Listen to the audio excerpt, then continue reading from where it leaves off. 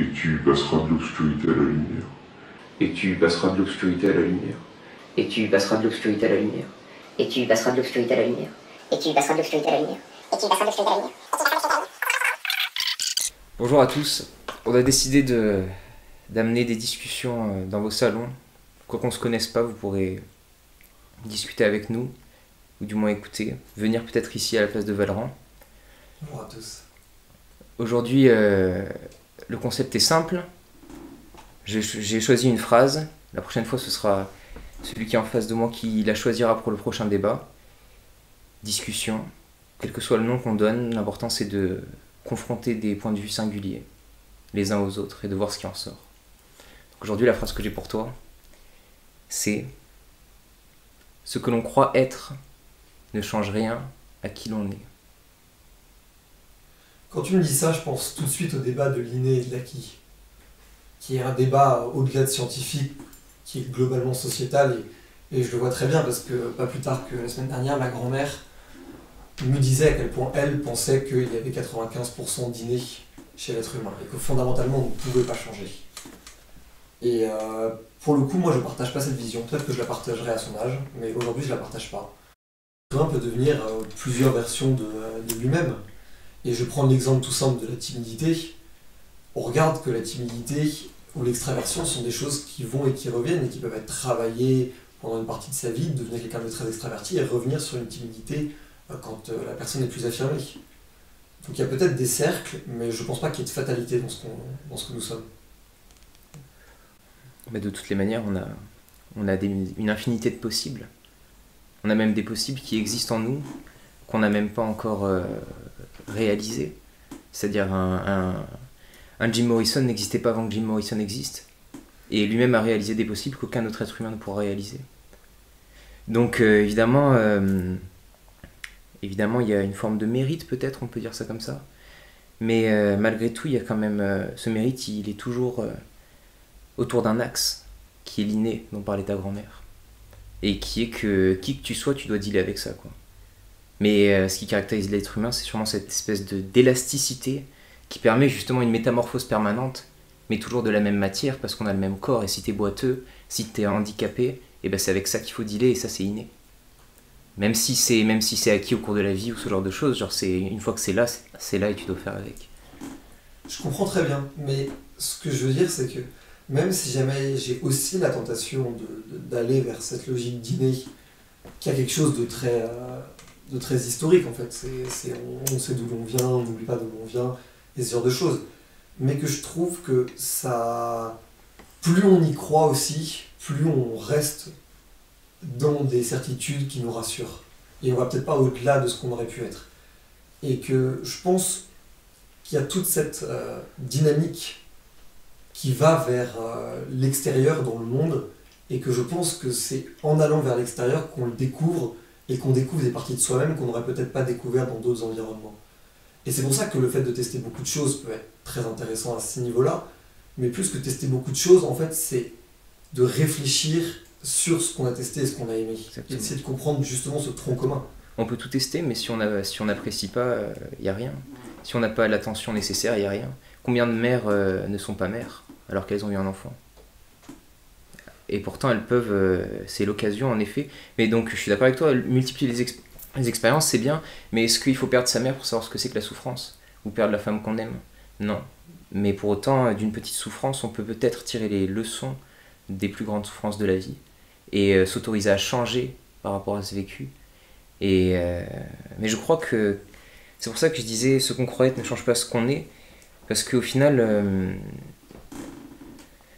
même si on change, eh ben on est toujours la même personne, et c'est juste la façon de bouillir qui change, la façon de vivre, la façon de vibrer dans le monde qui change, et c'est justement, peut-être que c'est pas que vers l'extérieur qu'on se trouve, c'est peut-être notre intérieur qui se confronte à des choses différentes, qui vibre à un moment et qui fait que là on se trouve, et que là on sait pas si on avait envie de devenir guitariste et que du coup on l'est devenu parce qu'on a bien travaillé, ou si au fond de nous il y avait quelque chose qui faisait qu'on a réussi à ouvrir, qu'on a tous je pense, mais le but c'est plus d'ouvrir ce qu'on a au fond de nous grâce à l'extérieur, Et du coup, tout est déjà en nous, tout est déjà acquis, que d'attribuer le mérite de la personne qu'on est à ce qui nous entoure.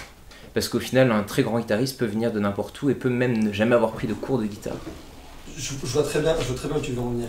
Non, quand je parlais de multiplier les expériences, je parlais de chercher, de trouver sa voie. Mais je pense que c'est bon, on peut pas l'ignorance est la pire chose. Et que moi je vois une certaine forme d'ignorance dans le manque d'expérience ou le manque d'expérimentation. Mais dans ta phrase, il y a quelque chose que je trouve très intéressant, c'est l'idée du leurre sur soi-même, de se projeter dans quelque chose que l'on n'est pas. Et que je trouve que c'est quelque chose qui est énormément vrai à notre époque, où le fait d'exister pour les autres est pour un très grand nombre de personnes. Si on regarde à l'époque de nos parents, il y avait des réseaux sociaux, il y avait des réseaux de personnes qui se connaissaient, mais finalement, ces réseaux-là étaient très limités en termes de nombre de personnes. Il est très difficile, dans les années 20, d'être connu par 2000, 3000 personnes, là où aujourd'hui, sur les réseaux sociaux, ça arrive à un très grand nombre de personnes d'être suivi par 3000 personnes. Et on espère d'ailleurs que Crayon Média arrivera à atteindre ces chiffres-là.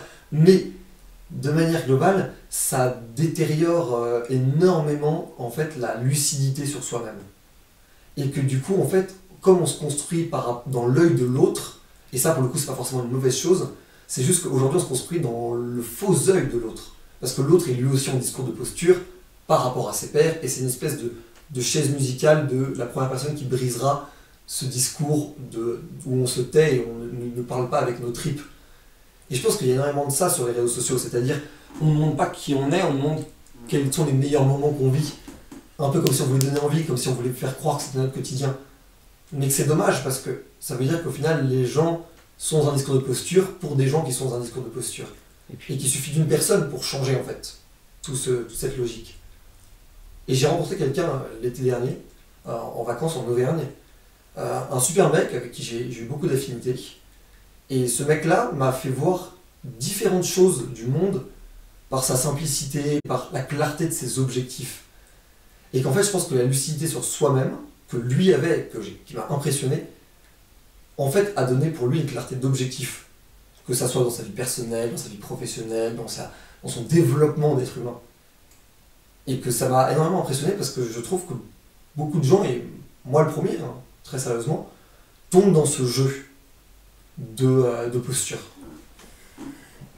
Déjà, si tu as vécu un super moment en vacances avec ta famille, tes amis ou qu'importe, que tu le prennes en photo ou que tu enregistres une conversation ou ce genre de choses, ça ne changera rien au fait que tu as vécu un super moment.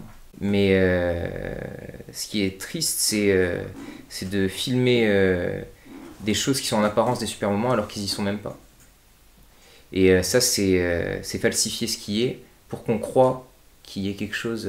Donc toi, tu ne serais pas du tout contre à des réseaux sociaux très très fournis, mais avec quelque chose de vrai? Et de toute façon, c'est impossible d'avoir quelque chose de vrai dans les réseaux sociaux, parce que c'est justement un jeu de l'apparence. Tu peux pas mettre la totalité de ta vie, tu peux même pas être qui tu es dans un réseau, enfin, dans un profil Facebook par exemple, ou n'importe quel profil. C'est tout le temps un jeu d'apparence. Et ceux que tu dis qui font 2000, 3000 vues, etc., c'est grâce à l'apparence qui réussissent. Oui, mais du coup, dans ce cas-là, comment différencier la réussite par l'apparence de la réussite du vrai talent? Parce que, en fait, les deux peuvent être aussi confondus. Il peut y avoir des gens qui gèrent énormément leur apparence, mais qui ont, de fait, un grand talent. Exactement, et du coup, ils ont dû développer un deuxième talent qui est celui de gérer son apparence. C'est deux choses qui sont totalement indépendantes l'une de l'autre. Tu penses qu'il n'y a pas de succès sans le succès d'apparence dans notre société? Et ça dépend ce que c'est que le succès. Si le succès c'est de réussir à jouer de la guitare magnifiquement bien et de rentrer dans une forme de bien-être, une forme de béatitude par la musique, là, pour moi ça c'est du succès. Mais maintenant qu'il y ait quelqu'un qui t'écoute quand tu le fais ou qu'il y ait personne qui t'écoute, bon, tu vois, je crois pas trop dans le succès populaire, parce que si tu as réellement le talent, dans tous les cas, le succès il viendra le jour où tu passeras à la lumière et que tu passeras de l'obscurité à la lumière. Mais dans tous les cas, l'important c'est d'être. C'est d'être. Parce que les gens ils fantasmeront sur ce que tu es et c'est là-dessus que se développera la croyance. Mais non pas. Même s'ils n'auront jamais accès justement à ce que tu es réellement, parce qu'ils n'auront que des images de toi, qui sont les réseaux sociaux, ou la musique, parce que la musique d'un chanteur n'est qu'une image de lui. Le chanteur de Noir Désir, sa musique est géniale. Et pour autant, on ne se doute pas, on n'a pas accès à qui il est réellement par sa musique seulement. Pareil pour Polanski, pour citer que lui. Son cinéma beau être génial, mais on n'a pas du tout accès à qui il est réellement. Et parce que c'est pas lui, tout simplement. Comme Facebook n'est pas nous. Mais est-ce que finalement, c'est la complexité de l'être humain qui fait qu'il y a leur partie innommable et leur partie artistique, mais du coup tout le débat qu'il y a eu très récemment d'ailleurs sur le sujet, il était de est-ce qu'on peut séparer les deux en fait? Différencier l'œuvre de la personne, oui évidemment, mais dans tous les cas la personne c'est une totalité, et si elle a fait... elle, c'est pas que son œuvre. Donc même si on peut différencier l'œuvre de la personne, on peut pas dire que l'œuvre est entièrement la personne, parce que une œuvre déjà c'est pas vivant. C'est pas vivant. Et un être c'est forcément complexe. Il y a des gens qui peuvent être extrêmement doux, et pourtant les pires tyrans du monde, et violents même. Et le gars il est doux à un moment, et à un autre moment tu sais pas pourquoi il pète un câble et il est violent. Pourtant c'est une seule et même personne. On est plein de contradictions. À un moment tu parlais de simplicité. Ça c'est justement l'inverse des contradictions. Et je pense que c'est la chose vers laquelle il faut le plus tendre. Et c'est bien parce que les réseaux sociaux n'arrivent pas à rendre compte de la simplicité des êtres, qu'on est perdu, parce que si cette personne arrive à être et douce et méchante, ça veut dire que au fond d'elle, elle est ni l'un ni l'autre, elle sait même pas. Ce qui est toujours intéressant, moi ce qui m'a toujours intéressé en fait, c'est de dire quelle est la ligne dans le cerveau de la personne. Non mais dans tous les cas la morale ça n'existe pas, c'est totalement subjectif. Enfin je veux dire il y a des choses qui sont vraies, mais dans tous les cas la loi, tu vois, il faut aimez-vous les uns les autres, on va pas dire c'est de la merde etc, on va pas cracher dessus, mais est-ce que c'est réellement de la morale? Est-ce que ce qui est sous-tendu là-dedans c'est pas plutôt la vérité? Mais est-ce que la morale telle qu'on la conçoit, elle contient la vérité? Moi je suis pas sûr. Comment dire Oui mais la morale peut être une représentation humaine et imparfaite de la vérité. Oui, mais la vérité n'impose rien, alors que la morale impose quelque chose. C'est l'homme qui impose dans la morale. La vérité, elle est. La morale, c'est une réappropriation de la vérité pour l'homme.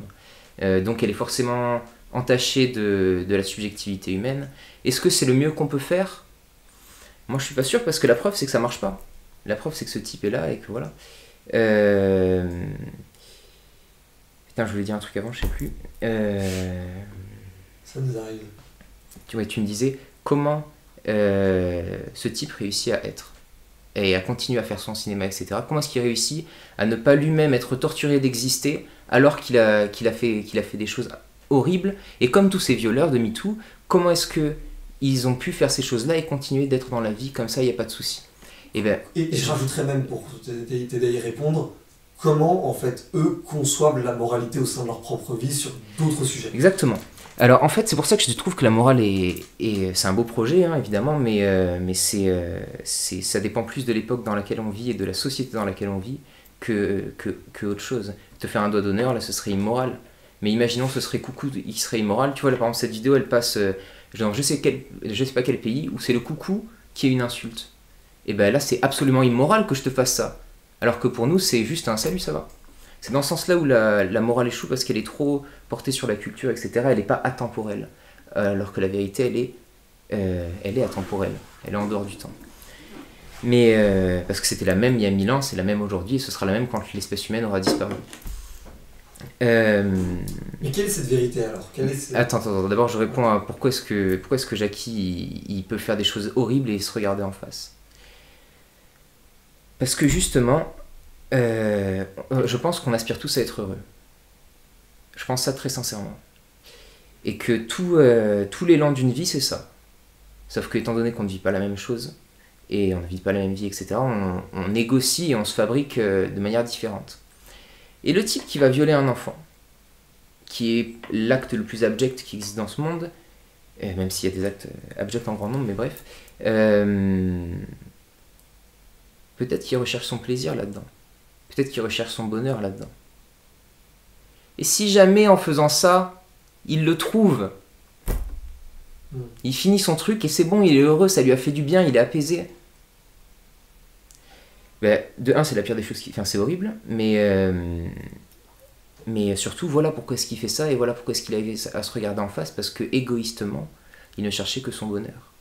Et quand on n'agit que par intérêt, et bien justement, On perd la substance du bonheur. bah, c'est surtout que la vérité, elle est en nous, mais elle est aussi à l'extérieur. Et l'intérêt, il est en nous, mais il n'est pas à l'extérieur. Alors que quand on agit, par exemple, une mamie trébuche, ses courses tombent par terre, et ben d'instinct, on va aller l'aider, enfin, j'espère, hein, quelqu'un qui a un minimum de sensibilité, il va aller l'aider. Là, c'est pas par intérêt. Et le mouvement, il est vrai autant à l'intérieur de lui, dans le moment où il le fait, parce qu'il va lui-même combler son bonheur, parce qu'il va réaliser quelque chose et aider quelqu'un, et rien qu'un sourire de cette dame sera délicieux. Mais en même temps, ça va être en accord aussi avec l'extérieur. De la même manière quand on cultive son jardin ou ce genre de choses. Et là, ça résonne bien au-delà. Et je pense que là, la morale est inutile. Alors que pour des gens qui n'agissent que dans leur intérêt, et qui agissent que pour leur bonheur, etc., c'est pour ça qu'on a inventé la morale. Mais est-ce que la morale n'est pas une forme de négociation entre les intérêts des gens, plus que l'essai de créer un avènement d'un bonheur total?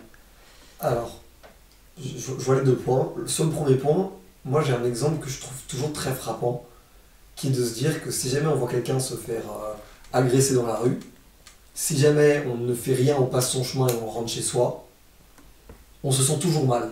Alors que personne ne nous a vus, personne ne le saura jamais. Personne n'est là pour nous juger, c'est juste nous qui nous jugeons. Et on se sent pas bien. Bah c'est bien. Et que là, il n'y a pas de logique dedans, de morale, parce que la morale est par rapport aux autres quasiment tout le temps. Là, c'est juste vraiment être au pur centre de sa propre personne. Et du coup, de ce qu'on ressent et de ce qu'on veut faire fondamentalement. L'attention qu'on porte aux autres nous rend heureux. Et sur le deuxième point, qui était que la morale était une négociation entre parties prenantes d'une société, moi j'aime beaucoup cette notion-là. Parce que c'est une notion qu'on retrouve énormément en fait, dans les pays qui vivent leur civisme à un degré très poussé. Je prends l'exemple notamment de la Suisse. Malgré le fait que la Suisse a des conditions assez favorables pour beaucoup de choses, les gens sont très civilisés et sont très citoyens entre eux. Et ils le sont surtout parce que la loi est très forte et très punitive, et punitive très rapidement, tout en faisant confiance à l'individu et en permettant à l'individu de vivre dans ses propres libertés. Et je pense que ça donne un climat où en fait, tant que tu n'embêtes pas ton voisin, en fait, tu fais un peu ce que tu veux. Et dans cette logique-là, je trouve que du coup, ça casse la négociation avec le reste du monde, parce que tout ce que tu fais dans ta propre zone est complètement autorisé. Bon, il y a des limites évidemment, mais le problème, c'est qu'on n'a pas de loi véritable, naturelle. On l'a pas encore établie. Ou si elle est écrite, on ne sait pas la déchiffrer, on ne sait plus la formuler à notre époque. Justement, tu l'as dit, la matérialisation de la morale est un concept, c'est la loi. Et j'ai la désagréable impression que la loi ne réussit pas à accomplir ce qu'elle devrait accomplir, et qu'au final, on la respecte plus naturellement que parce qu'on l'a lue. Et que donc l'écrit sert plus à faire des crimes légalement qu'à nous empêcher de nous entretuer. Alors ça je sais pas, parce que j'ai même un gros doute, parce que je trouve qu'il y a énormément de petites choses très mesquines, très négatives, qui posent beaucoup de problèmes aux gens. Ouais, qui sont réglées par la loi. Qui sont des sujets où au final, comme c'est des gens qu'on ne connaît pas, beaucoup d'êtres humains sans la loi, si c'était légal, se permettraient. Et donc du coup, je pense qu'il y a énormément de petites choses qui sont pas graves individuellement, mais qui à l'échelle d'une société seraient très dangereuses. Je dis pas que la loi est une mauvaise chose. Je suis pas quand même fou à ce point-là. Je dis juste que la loi comme la morale ne réussissent pas à accomplir ce pourquoi elles existent. Et dans tout ce que tu viens de dire, en effet, c'est nécessaire. Et je dis pas que c'est pas nécessaire, mais je dis, est-ce que, parce qu'il y a marqué qu'on n'a pas le droit de voler et que ça peut être réprimé, est-ce que ça empêche qu'on vole un truc dans une maison? Est-ce que ça empêche qu'il y ait tout ce délire de MeToo? Est-ce que ça empêche qu'il y ait des viols? Est-ce que ça empêche que les femmes se fassent harceler dans la rue, etc. Non, ça n'empêche pas tout ça. Et ça décourage, dira-t-on. Et est-ce que la peur est réellement ce qu'il faut stimuler pour que la société vive heureuse et en harmonie? Je pense pas. C'est l'éducation qui fait qu'on arrive à vivre en paix au-delà de la loi. Et que la loi semble plus une évidence que ce bout de papier écrit. Mais je crois qu'il y a des gens qui dépasseront l'éducation pour continuer à commettre des actes abominables. Et qu'on regarde l'histoire de MeToo, je ne crois pas que ce soit les gens qui aient été le plus laissés pour compte ou le plus socialement réprimés qui ont commis des actes. Bien sûr. Il y en a. Bien sûr. Il y en a aussi où c'est lié à leurs conditions de vie. Quand je parle d'éducation, je parle pas d'éducation intellectuelle et non pas d'éducation physique non plus. Je parle d'éducation du cœur. C'est-à-dire ce qu'on appelle la morale et la loi, justement. Enfin, c'est à notre époque, mais c'est absolument faux. C'est-à-dire l'amour, tu vois, genre l'amour qui est inné pour le coup aux hommes et qui dépend d'aucun mérite, qui existe, tout simplement. Et c'est ça qui doit être éduqué. Et c'est ça qui n'est pas pris en charge par l'éducation. Et tous ces gens-là, Polanski, il a une brillante éducation, le mec est quand même réalisateur. Pour autant, tu peux pas avoir de cœur et de sensibilité si tu vas faire ça. Oui, mais du coup, quoi, on fait l'université du cœur. On donne des leçons aux gens le soir, le mardi soir. Les mardis du cœur. Non, en fait, je vois ce que tu veux dire, mais en fait, je pense que de toute façon, et c'est même nous au crayon, on le fait pas tant qu'on voudrait, mais c'est très difficile de pacifier les choses, en vrai. Parce que on a fait le débat entre Louise et Julien qui se sont finalement bien entendus, et puis ça a été très amical et très cordial. Mais le problème, c'est que c'est pas pour autant que leur camp derrière, et les gens qui les suivent, vont suivre leur pas de se dire qu'on débat sereinement les uns avec les autres. Parce que eux restent les leaders de leur mouvement de pensée, sans dire qu'il n'y a que eux ou quoi que ce soit, mais eux ont des gens qui les suivent sur ces questions-là. Mais je ne suis pas sûr, et ça sera un bon test d'ailleurs de le voir, mais je ne suis pas sûr que ça n'empêche pas les gens de se hurler dessus et de s'insulter en commentaire. Et j'espère pas, ça serait dommage, mais c'est une possibilité. Merci Valent pour cette discussion. Merci Claire Obscur, c'était un plaisir. On se refait ça quand tu veux. S'il te Écoute, plaît, choisis le thème pour la prochaine fois. Je ferai une bonne citation, ça te plaira. Et tu passeras de l'obscurité à la lumière. Et tu passeras de l'obscurité à la lumière. Et tu passeras de l'obscurité à la lumière. Et tu passeras de l'obscurité à la lumière. Et tu passeras de l'obscurité à la lumière. Et tu passeras de l'obscurité à la lumière.